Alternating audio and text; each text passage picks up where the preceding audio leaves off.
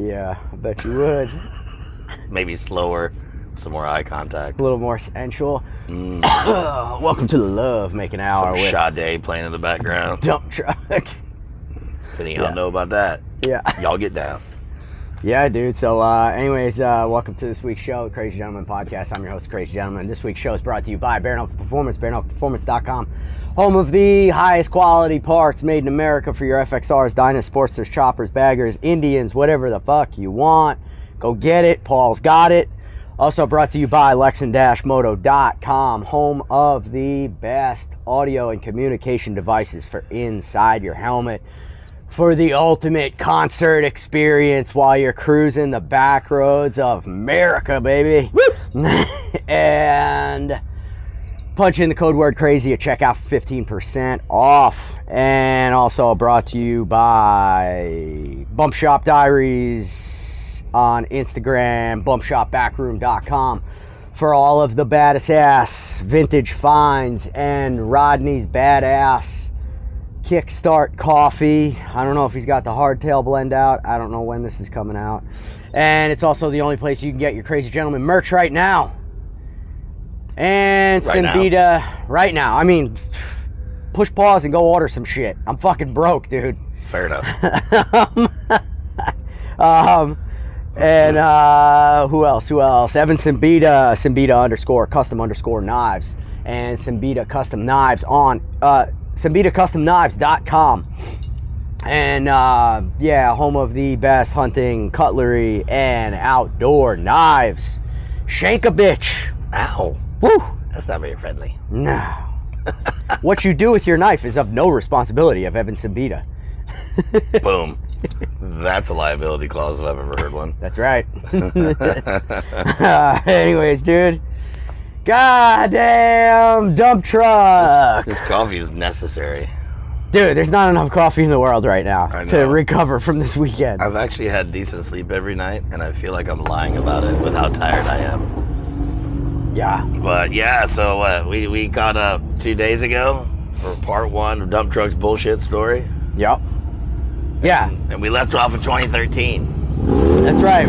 I'm ready to get into it. We left off at the world's most famous tuxedo. You know this guy? Sometimes.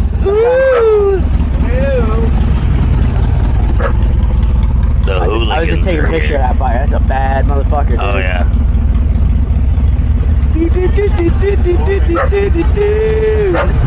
Another bad motherfucker. So, I love you. Little interruption here. We got some guests. Yeah. Smells good. It does smell delicious. Hello there, ladies. Hello, darling. Good morning, sir. How are y'all doing? Awesome. Good. There's actually a little bit of coffee in here if you need some. Fucking A, I do. I think there's a cup over there. Alright. We're just watching them record the podcast. Doing a little podcast. Once that bike's done warming up. Yeah, can you kill that thing? Yeah. Alright. Oh my god, dude. This whole show is off. This is the life. I think even the first one was off to a glorious. I mean, it seems pretty normal for me. Yeah, dude. I mean, yeah. So speaking of normal, dude, hit that tuxedo. Oh, that actually was a normal thing for quite a while. 2013, I just finished announcing a roller derby bout in Los Angeles for the LA Derby Dolls, and one of the dudes there was like, "Hey man, you going to El Diablo Run?" I went, "What the hell are you talking about?" And he goes, "You haven't heard of this?" I was like, "No, what are you talking about?" And he shows me this video from Built Well Incorporated and like the whole thing. And I was just like, I had a break from being on the road full time for about a week and a half. And I was just like, I'm going. Packed a bag, like very little in a bag, and it left the next morning. Met up with a bunch, I mean, hundreds of people I never met, didn't know a soul, just went by myself. And it was the first time I'd done anything like that.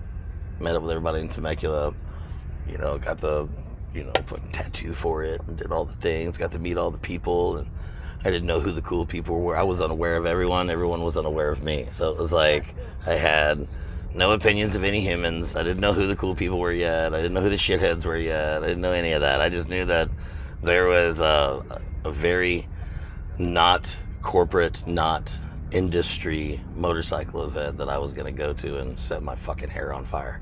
And it was pretty much the perfect break that you needed at that time. God, it was. Well, Yeah. I didn't have a motorcycle community, like at all. I mean, I rode full time, no address, all that kind of shit that I was living at the time, and my motorcycle experience was either me going from one gig to the next, or me talking about Harley Davidson motorcycles in a footprint at some event somewhere. And of course, that's not enough, because I didn't start riding like that. It just like kind of took over when it became such a big necessity, like all those miles for, especially with the NHRA shit that was going on at the time. Like, it's a lot of miles. And so I was like, I'm going to do this for me. I went down there and I made so many lifelong friends. At that point, there was probably like a couple of hundred bikes that went, I would say, like maybe 200, 250. Now I guess there's like over 1,000 people that go, but it was just, a pure motorcycle chopper good time. Like, it was very much a chopper event, but I mean, take all comers. And so it had that like very on the level, little grimy, lots of fun, open arm, loud, and really inappropriate party. And it was really inappropriate, and it was really loud, and it was really drunk, and it was really great. Did you camp on the beach? Yeah, they have these palapas there, so where it's like basically it's a little platform on stilts with palms as a roof, and set up a hammock underneath that, and didn't really need a whole lot of anything else. Yeah, it's the way to fly. Yeah, it was good, man. I mean, it was really, really good. Like, after that event, like, I felt it was like another one of those awakening things. I was like, there is an actual place for me here. And my place isn't as a corporate mouthpiece for my motorcycle experience. That's just the job part. And I'd let it take over. Right. And without knowing anything, I didn't know shit. I'm still, twerp. I didn't know anything. I still don't know anything. Just an older twerp. Shit. Be honest with it, right? But yeah, so then, like, I'm immediately back on the road. It was just like shit and get for months. And then later that year, I go back to Southern California, and there's an event called Escape to Hazard County. Get some grubbies!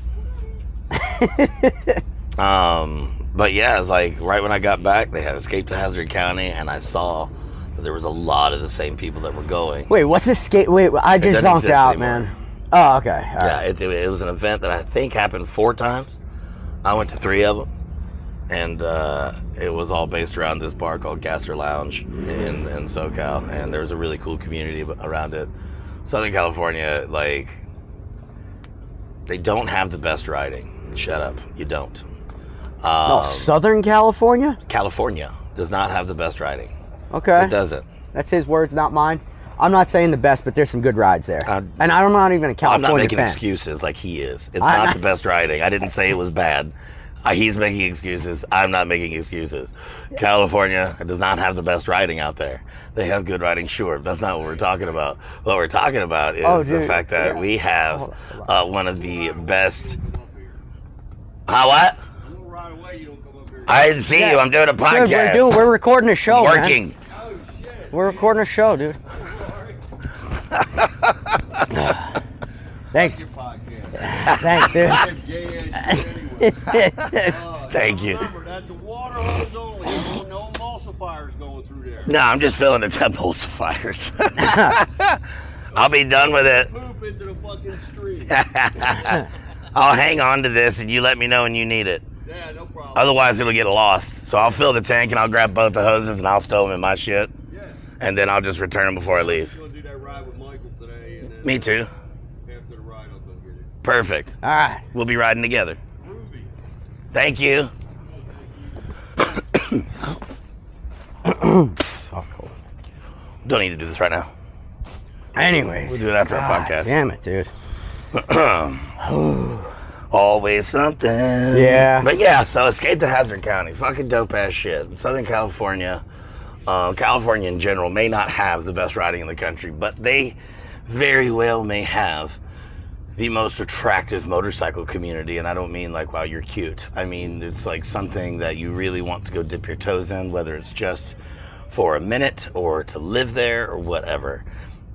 And a lot of it does have to do with the weather, especially in SoCal, because you just really don't have any for most of the year. So it's always a good time to ride. And so there's just more opportunities for community. I mean, you have access to a lot of different biospheres as well. You want the beach, you want the ocean. It's the same thing, apparently. Do you want mountains? Do you want desert? Like, it's kind of all there. So you have variety, and all that kind of shit, like, does create community. And, I mean, it's a drug. I mean, those people are awesome. I very much am and was blessed by the California motorcycle community when I was there. They just took my dirtbag ass with open arms and tucked Speedo and all and said, come on, buddy, you're family. And so I escaped to Hazard County just after El Diablo, and I just walk in with a big-ass bag of weed and a couple of bottles of bourbon. I'm going, I don't know if y'all remember me or not, but my name's Dumptruck. And it's nice to see you guys again. And everyone just went, Dumptruck! I was like, cool, I remembered, let's go. And I just set my hair on fire for 3 more days. It was great.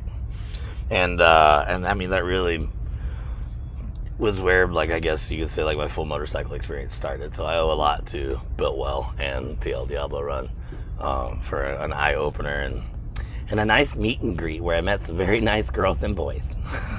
You want to name any names on that run? Like, that you said you're still friends with? Or no, we're not going to name names. Yeah, there's a bunch of, I mean, who cares? Like, I don't like to drop dimes and stuff like that. But all right, then don't. I got to meet some really fucking amazing people there, and I still get to ride with them. And it's like never planned now. It's just like, oh yeah, we met, and they're not all from California. I met people from the El Diablo run from like all over the place. Yeah. But God, it was just really good. It made me want to ride more. And at that time, I needed it because all I was doing was riding, and it wasn't for fun. It was for a check, which, I mean, money's cool, but not the same thing. And I did, like, a whole bunch more touring for Harley. And what did I do after that? 2013? Where are we? I don't even know. We stopped at you're setting your hair on fire for another week after that fucking party. Yeah, and that was just, like, really where, I mean, that was when, like, cool, I'm a part of a motorcycle community. Like, you know, we all had this recognition of each other, you know, mutual acceptance. Like, you just realize, hey, my friends are here. And they were friends. We hung out all the time. Different groups all over the place. You know, going to Long Beach Swap Meet was like a mini family reunion, like, every month. And just really fucking good shit. And it really started to open up my experience. And it started to educate me to the fact that it really is about the people that make up the motorcycling community more so than the motorcycles, because at this point I've ridden well over 100,000 miles. I know the motorcycle experience part of it, but I didn't understand the actual community side of things, and that is what changed the entire picture and the entire meaning, and changed how I wanted to contribute to what we were doing all together. Can we help you? We're doing a voiceover podcast. Did you want to get in on another one? No. I'm sorry. Are you just... The ramp. Say what? The ramp. Oh, yeah. I forgot we talked about that. I'm sorry. You're okay. You're okay. That's Eastwood. Bikes and rods. He's trying to get selfish, man. He's already got himself an episode. He's trying to get in on dump trucks now, too. Always interrupting something. Oh, man, this is a big part of the episode. I don't even know if I should still ramble. Probably going to just have to edit this one a bit. Because I just realized he's got a mic on him. I'm going to zone my brain out here for a second. It's already fried from the weekend. Boom. Do you need a ratchet strap or anything? No, I'm good. Thank you. You got it. Going right up here.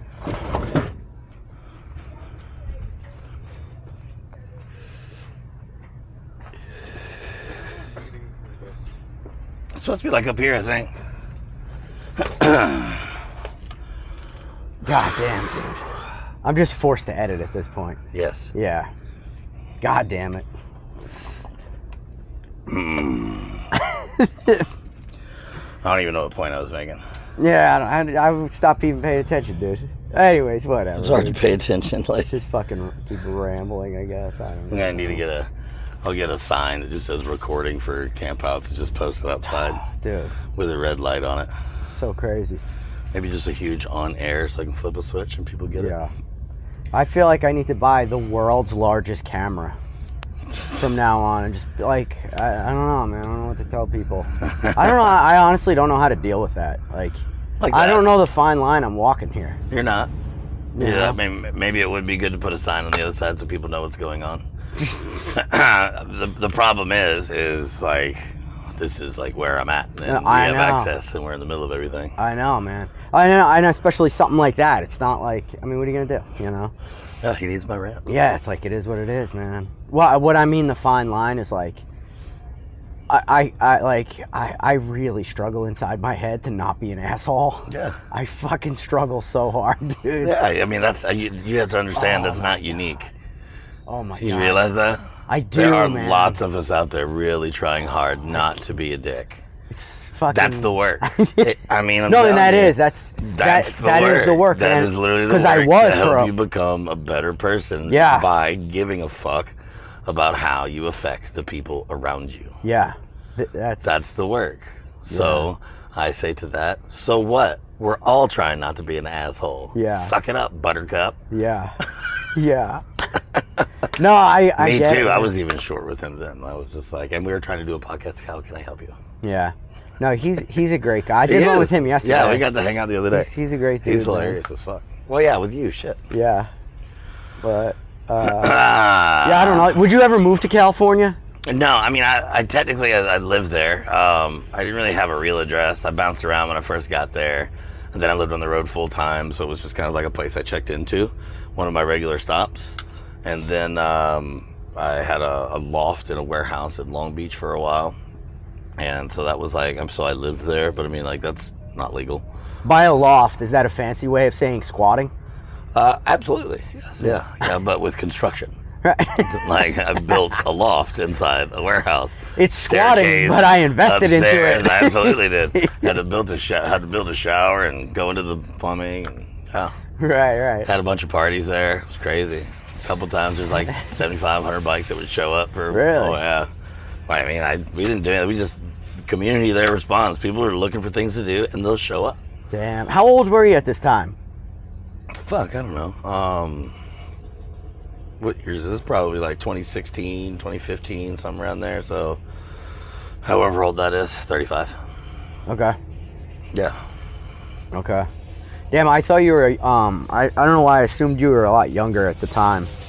And I also assumed it was, like, I thought it was like, we were in like 2008-ish. Oh, no. You know? Once we hit El Diablo around, we're 2013. Yeah. 2008 was part one. That's right.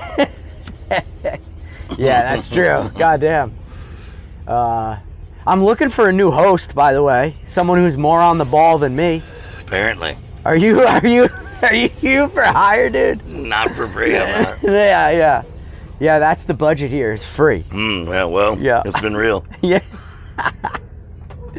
Yeah. Yo, so all this bouncing around, dude. Do you have a favorite place or a dream place you would like to move to in the future? No, I mean, I don't have a dream place that I'd like to move to in the future. I'm really close to it. Like, Charlotte is awesome. Not that Charlotte is this amazing city made of wonder and future goals and dreams may be accomplished there, although that could be true too. It's just, I'm close to mountains, I'm close to the ocean, and having variety to me is really important whenever you have like a place that you are where you're staking your flag permanently or temporarily. Right. And so, like, I really like being in North Carolina. If I could be smack dab in the Smokies, then you have the happiest boy in the world. And Sabine, my partner, like, she absolutely loves the area too, which is awesome when you're both just aligned with each other in that way, to where it's like, yes, we both want to be there, instead of, oh, I'm an ocean person, oh, I'm a desert person.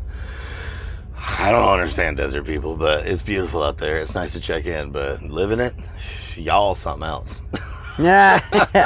And that is not my cup of tea. But there's, like, as far as like favorite places to stop, there are a few spots that are always on my list, and some of them is because of people, some are because of luxury, and some is just because I like it. Like Truth or Consequences, New Mexico. That's a desert. New Mexico? Yeah, the whole place. The whole thing. Big square desert. Yeah. It's only a square because we drew on a map. That's it. Yeah, that's it's true. actually shaped like this. But yeah, Truth or Consequences, New Mexico. I really like that little tiny town. It got its name from being a town that was willing to change its town name to the name of a 1940s game show. So really? It was like a whole marketing ploy. And so they named their city to Truth or Consequence. It's a little hippie town. There's definitely some really weird vibes there. Oh my God! A friendship in a cup. I love you, Corey. Well, we missed you. Wow, Bloody Marys. Hi, guys. She still makes the best. Nice, dude. And Oh, they're thank you healthy. so They much. got fucking vegetables in them. Well, I mean, now it's a salad. Yeah. We don't buy food, so there you go. Yeah. That's a fucking meal replacement right there. That is a really great idea. Dude, what would you name a town if you had to? Or you could? What would I name it? Yeah. I don't know. It depends on where it is. That's a question. It's like trying to name your bike without riding it. All right, then hit. All right. Perfect town. Where would it be? What would it be named? Perfect town does not exist. Give me a Starlink and You're a making camper this and put up, me in dude. the middle of nowhere. This is Dumptruck's There is Mushroom no Land. Fuck a town. There's too many people in it. Best town is run by dogs. I want to live there. Fuck yeah. And just let me eat, feed me, take me out to pee and poop. Like, that, I'm good. Let the dogs run everything. That's it. Poe for president, baby. Get it. Be careful, though. Like, she can get crazy, y'all. Could be kind of scary. What president isn't crazy? Fair enough. Perfect.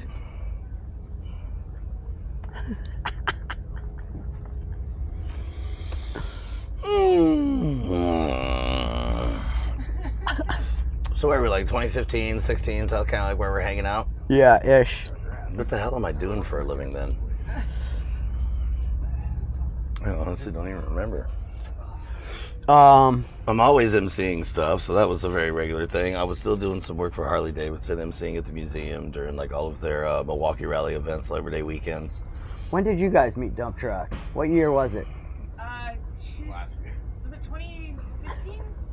Sierra Stakeout. It was the first Sierra Stakeout. What was he doing at that He time? was in a leather vest and a Speedo waiting in line at the bar, and I knew no one, and I was like, that guy looks interesting. Something like this. And he turned around and was like, woo! I was like, all right, cool. And then we partied for the rest of the night. You fed me a Bloody Mary last year at Sturgis. That's what you did, yeah. Nice. That's what I do. Was Hell that yeah. 2015? Yeah, which is where you were in the story. So yeah, 2015, there was a lot of stuff going on. I was Yeah. working less corporate events. I was working smaller events that I really enjoyed being a part of, that were much more realistic to what actually happens in the motorcycle community when we get together, not like a big marketing event, which is what the big rallies are. I mean, the big rallies they're fun. I mean, they're a blast.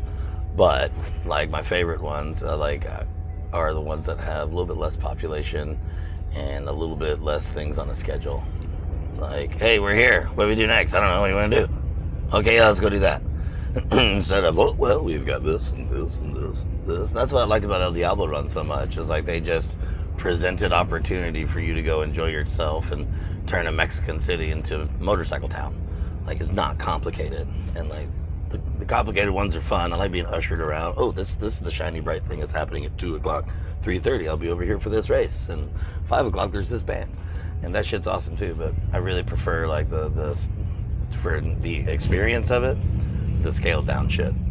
Like topic of conversation amongst friends right now is we just need to plan some stuff together, because we all go to these events and there's always like another angle where we have responsibilities of some sort and that and the other, and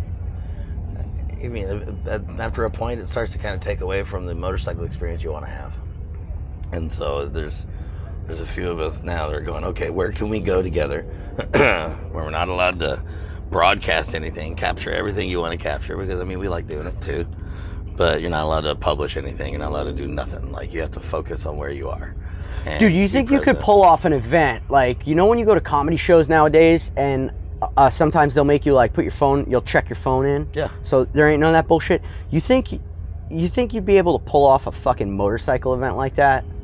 Like, yeah, go really far away. Like, and just really just like totally buck wild. And there's I'll go buck wild no in your bullshit. backyard. I don't need to go in the middle of nowhere for that. But like, I mean, you really want to get out there. Well, you you're get an talking adventure about bike. like, no publishing, nothing, no magazines, just don't no use your podcasts, phone. none of this bullshit. Just don't use your phone. Don't let anybody know where you are. Be present. Oh, that's the point. easy. I showed you my phone yesterday. I never let anyone know where I'm at. That's a good life rule. Yeah. Yeah.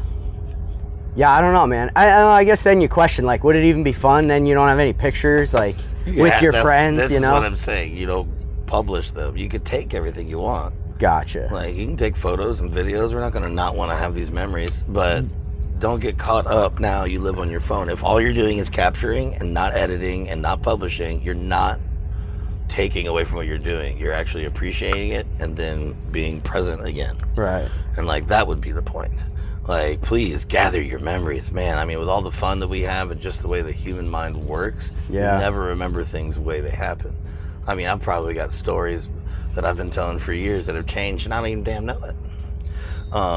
So, like, yeah, please take all those things, but being present is the key, you know, being steered around for this different activity and that's different activity, like, that is a blast, and yes, I'm here for it. But really, like, to get down, you know, like, to the motorcycle experience or whatever experience, man, like, you get to the basics, whatever you're into. It doesn't, if you're not into motorcycles, then I feel bad for you, but there's also, you know, the same philosophy.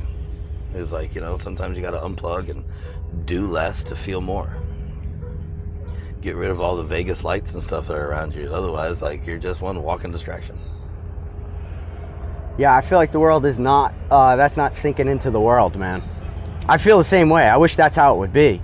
But people are just like, they're not doing that. Which sucks. It fucking sucks. I mean, for them. Yeah, for them. Well, I mean, the problem is, like, society is kind of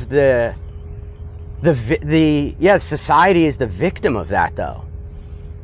You know what I mean? Like, those people are the world. Like, that's like the world we're living in. It's unfortunate. Well, I mean, to an extent, yeah. I mean, I could say that. I mean, I think that there's room for both. But to really be able to, it's like when I lived in Colorado. When I lived in Colorado, you have the Rocky Mountains right there. That's how you can tell where you are. Where is west? There's the mountains. It's over there. The second you start taking those things for granted, and you're not camping, and you're not skiing, and you're not exploring, you're not road tripping, like whatever the shit you're into, if you're not doing it and you have access to something like that, you don't fucking deserve it. Leave. Leave it to the people that do want to appreciate it. Or better yet, take a beat, change your perspective a little bit, and go start appreciating it. Like, if you start taking those things for granted, then why do you have them in the first place? Like, why would you even want to live in a place like Salt Lake City if you hated going outdoors? Like, boner, that's the dumbest thing ever. Like, if you want to live in a great city, there's plenty of those out there. Like, even New York City, when you're there, it takes no time at all to get to the Catskills. Yeah. I mean, that shit is literally in your back door. Yeah, it's a massively populated island, and there's so much next to it that's easy to get to.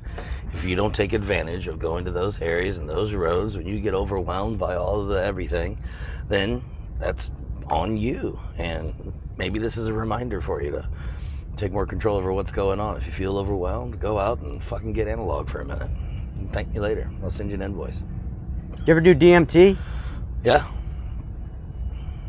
Is that it? Right. I think. Is that the question? Yeah, I like, you know. Yeah. Next question. We'll move on. I like geometric shapes. Yeah.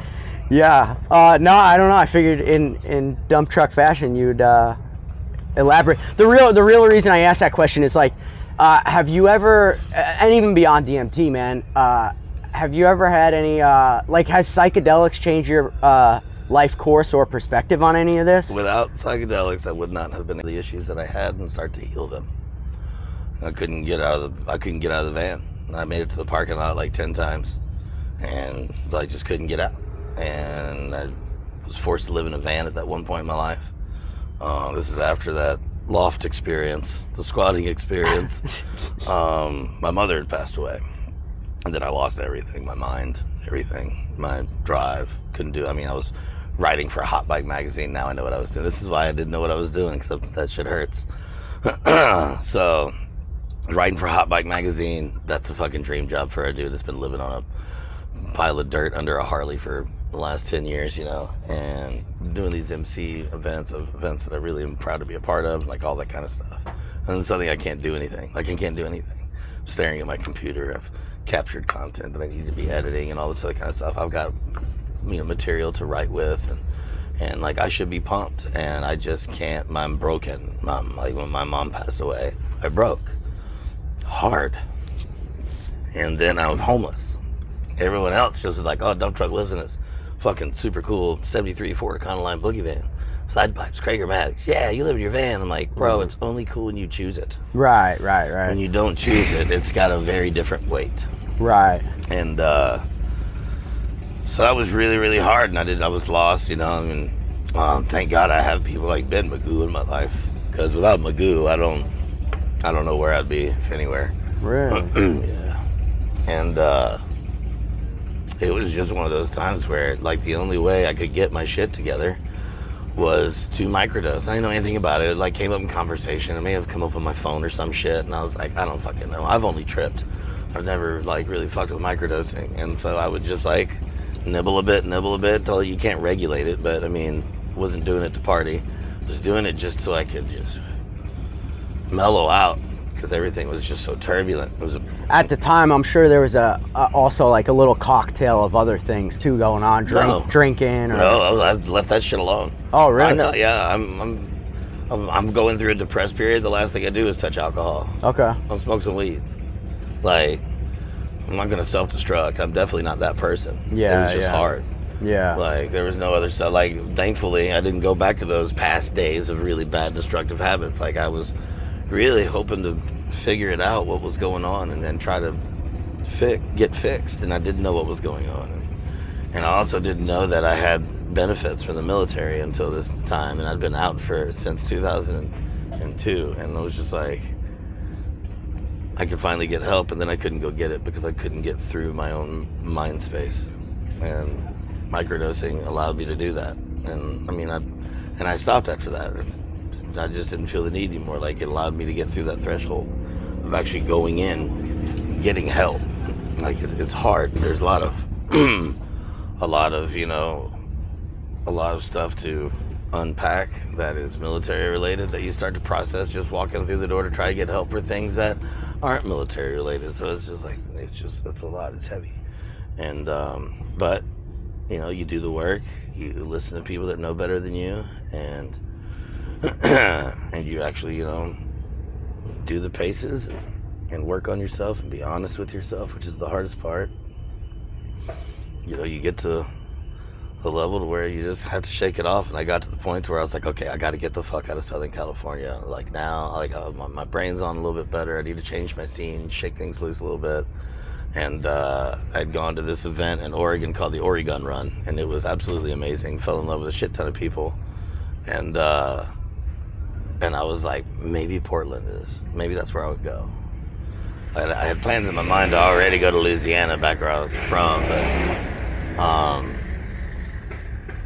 I got distracted, and I went to Portland, and I was just so stoked about it. I was so excited about it, and I only lived there for 10 months because I could not stand it at all. There's like some really, really dope people there, and it's a really beautiful place, but there's also a lot of things that just take from the experience, is the easiest way to say it. And I wasn't ready for that yet. Still had trouble getting back on my feet, figuring out what to do for a living. Like, didn't want to go back to the bars, of course. Like, I was doing a little bit of construction on the side and getting ready for MC stuff to come here and there. And just wasn't having a good experience there. So then I jammed down to New Orleans, and just like straight down. And that's when I started to work for Royalty Racing. And this is like 2018, 19. And I'm living down in New Orleans, working for Royalty Racing, doing like basically like cold calling, doing a whole bunch of sales for them and everything. And just really feeling it, being back down in Louisiana was great. It was really good to be home. My mind was in a good place. My heart was in a good place. Like, I had focus, professionally. Like, there were things that were going well for me again at this point. So, I mean, it took about, 4 or 5 years to get through the mental trials that I had to get through. And I mean, it was a shit ton. I didn't just unpack things that had to do with my mom. I had to go through the entire process, and I could probably stand to do that again. Everybody probably could. Would you say that was the hardest thing you've ever had to do in your life? No. Work through that? No. That was just necessary. The hardest thing I ever had to do in my life, like, had to do with military service. But yeah, it was just, it was a lot. And being able to work through it was awesome. And I got to, like, I don't know, you just learned a lot. It was time to grow up. I grew up really late mentally. Yeah. I started really late learning what the world was about. So I mean, like everybody else is about 15 years ahead of me on everything from music to just living a normal, what is quote unquote normal life, knowing normal things, doing normal stuff. Like I had to start learning that when I was like, 19, 20 instead of already knowing that at like 13, 14. Right. And so yeah, so I was just like big dumb hairy baby trying to figure it out. Dude, I feel like I didn't even start until fucking 35. I didn't even start to get my shit together until 39. I never even had credit until I was 39. No shit. Full cash. Mm-hmm. Wow. That's crazy. I didn't need anything. So it's like the only reason you need credit is because you need stuff. Right. And so at that point, I wanted more. I'm like, okay. So eventually I would like to have some acreage, live the way I was raised, like kind of out in the woods a little bit. And to do that, you have to start to play the game. Right. I was like, cool, I'll play the game. And then here I am doing Were the damn you, thing. You're beautiful. What up, Bill? Were at that time, like, or throughout this whole time up to this point in your life, were you particularly like anti-society? Like, were you purposely like, I'm not getting credit, I'm not getting a permanent home, or were you just? Me. I was just right. doing me. Yeah. Like, okay. I'm not militant. You were about just anything rolling. other than hate. Okay. I mean, that's to me. There's no other thing to be militant about. Like the only thing I hate is hate. And if it's not that, then I'm just doing me. And I think everybody could probably take a page from that book. Right. Stop worrying about what everybody else is doing. Stop being so militant. Stop getting on your own soapbox just because you like the sound of your voice.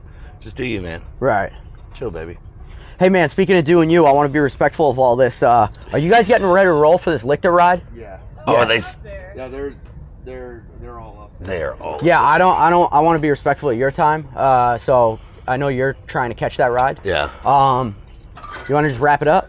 Yeah, we can do that for sure. We'll meet again. Yeah. I'm not worried about it. More to tell.